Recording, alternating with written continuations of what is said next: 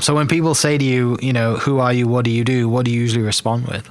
Yeah, and Mike, thank you for inviting me to be on the podcast. I'm a big fan of your work and all the things that you do, and hearing a little bit about your story about how you started this and what you've turned it into is just outstanding. And as someone who works with lots of entrepreneurs, I love that. So, but your question was, how do I answer? And I always have to share that whenever possible, I try and quantify that or qualify that to the specific person. Mm-hmm. So, but if I'm visiting with somebody in general and they say, hey, Mike, what do you do?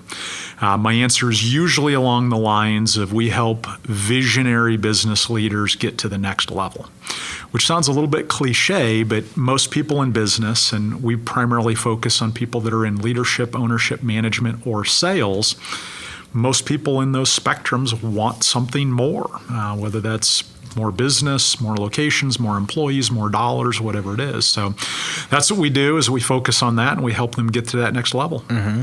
How long have you been in Oklahoma? Yeah, so great question. So I started my journey here in Oklahoma. I landed here in 2003. Mm-hmm. So it's that 18, 19 years almost now.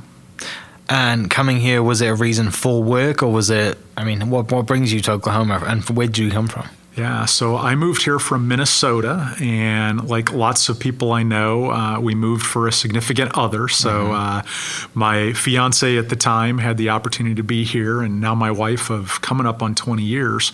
And so that's how we ended up here, and yeah. Yeah. What, coming to Oklahoma back then, what was Oklahoma like, and kind of coming from Minnesota as well? Was it like, why are we going to Oklahoma, or was it more of, hey, we're heading further south and we actually get a summer? Yeah, well, so a great question. There's a lot of variables to that dynamic, but I knew a little bit of what I was getting into because we'd visited a few times before, obviously, we moved. But for me, it was interesting. In 2003, Bricktown really had very little going on compared to what it is today. I remember when I first moved here, the first couple of years, the airport here in Oklahoma City was a dump. The airport it is now is so much nicer, and especially the most recent addition that just opened up a couple months ago. But it was a little bit of a shock to me, moving here from Minnesota, and I lived in the Twin Cities, which at that point in time was about 3.5 million people, and there was, 1 million or maybe 1.1 million here in Oklahoma City, so it was a big difference, but it's also way more spread out. Oklahoma City is a big city landmass-wise, so one of the things that always resonated with me, I'd probably been here about a week or two, and we live in Edmond. We've lived in Edmond ever since we moved here. I'm driving on Lake Hefner Parkway, on Broadway Extension, headed towards downtown, and I'm listening to the morning radio, and they're talking about the need for a light rail system to alleviate traffic congestion.